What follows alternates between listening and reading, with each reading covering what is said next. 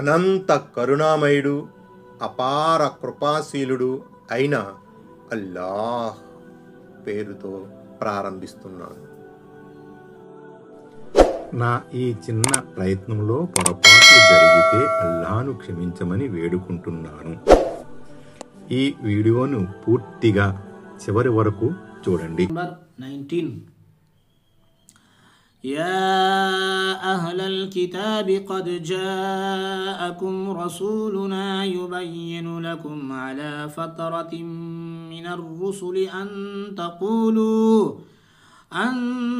تقولوا ما جاءنا من بشير ولا نذير فقد جاءكم بشير ونذير والله على كل شيء قدير. ఆయత number 19. గ్రంథవహులారా, ప్రవక్తల ఆగమన క్రమంలో విరామం తర్వాత మా ప్రవక్త మీ వద్దకు వచ్చేశాడు. అతను మీకు స్పష్టంగా విడమర్చి చెబుతున్నాడు. మా వద్దకు శుభవార్త అందించేవాడు, భయపెట్టేవాడు ఎవరూ రాలేదన్న మాట మీరు అనకుండా ఉండేందుకు గాను ఈ ఏర్పాటు జరిగింది. అందుకే ఇప్పుడు నిజంగా శుభవార్త వినిపించేవాడు, భయపెట్టేవాడు మీ వద్దకు వచ్చేశాడు. అల్లాహ్ అన్నిటిపై అధికారం కలవాడు. హజరత్ ఈసా అలైహిస్సలాంకి అంతిమ దైవ ప్రవక్త హజరత్ ముహమ్మద్ సల్లల్లాహు అలైహి వసల్లం వారికి మధ్య దాదాపు 570 లేదా 600 సంవత్సరాల వ్యవధి ఉంది. ఇది సంధికాలం ఫతరాగా పరిగణించబడుతుంది. ఈ సంధికాలం తర్వాత మేము మా అంతిమ మీ వద్దకు పంపించాం. లేకపోతే మా వద్దకు శుభవార్తాహరుడు గాని హెచ్చరిక చేసేవాడు గాని రాలేదే అని మీరు మాట మార్చే అవకాశం ఉంది. కనుక నేను మీకు సాకులు చెప్పే అవకాశం ఇవ్వదలుచుకోలేదు అని అల్లాహ్ గ్రంథవహుల్ని ఉద్దేశించి చెబుతున్నాడు. ఆయత్ నంబర్ 20 وإذ قال موسى لقومه يا قوم اذكروا نعمة الله عليكم إذ جعل فيكم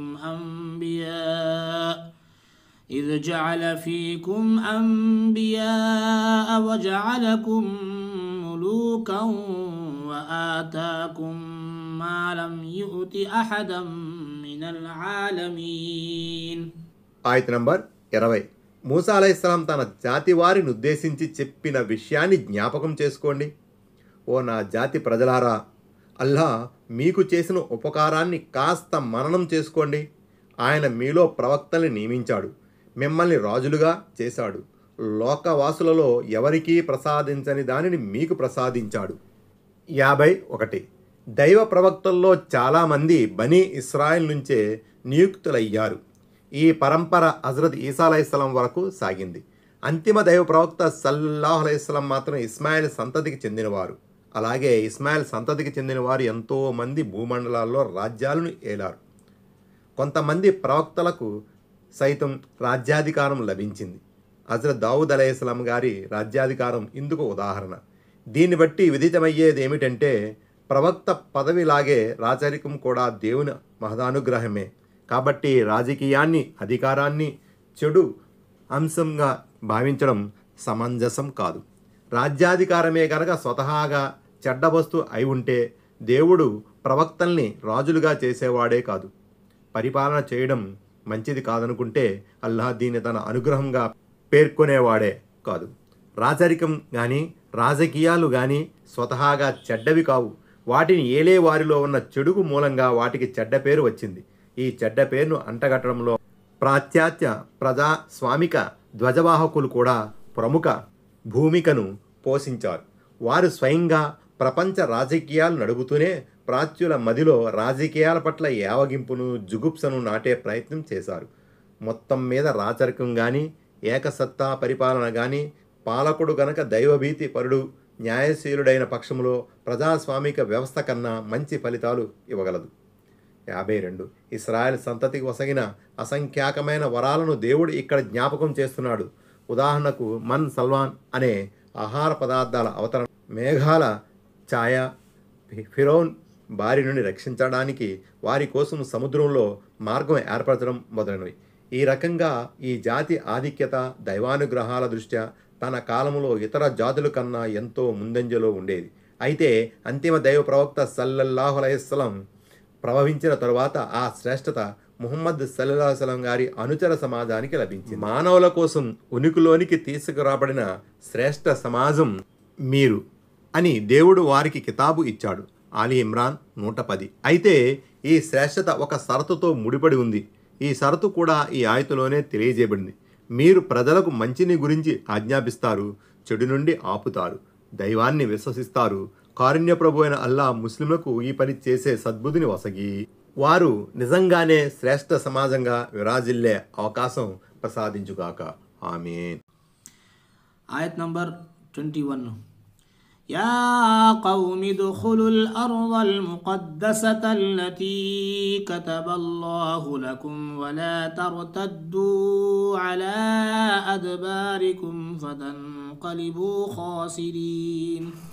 ఆయత్ నంబర్ 21. నా జాతి వారలారా, అల్లాహ్ మీకు రాసిపెట్టిన ఈ పవిత్ర ప్రదేశంలో ప్రవేశించండి. వెన్ను చూపి మరలిపోకండి. వెన్ను చూపి మరలిపోయారంటే మీరే నష్టపోతారు. 53. ఇస్రాయేల్ సంతతికి మూలపురుషుడైన హజరత్ యాకూబ్ అలైహిస్సలాం అయితే హజరత్ యూసుఫ్ అలైహిస్సలాం ఈజిప్ట్లో నాయకత్వం వహించినప్పుడు ఇస్రాయేల్ సంతతి వారు ఈజిప్టుకు తరలిపోయారు. దైవ ప్రవక్త మూసా అలైహిస్సలాం వారిని ఫిరౌన్ మెడ నుంచి కాపాడేందుకు రాత్రి అక్కడ తరలించేదాకా వారు అక్కడే నివాసం ఉండేవారు. ఆ రోజుల్లో బైతుల్ మఖ్దీస్పై అమాలిక జాతి యొక్క అధికారం ఉండేది. అదొక వీర జాతి. వాళ్ళలో శౌర్యము పరాక్రమం మెండుగా ఉండేది. మళ్ళీ బైతుల్ మఖ్దీస్ ప్రదేశంలో వెళ్ళి స్థిరపడాలని దైవ ప్రవక్త మూసా అలైహిస్సలాం నిశ్చయించుకున్నారు. దానికోసం అమాలిక జాతితో పోరాటం తప్ప మార్గాంతరం లేదు.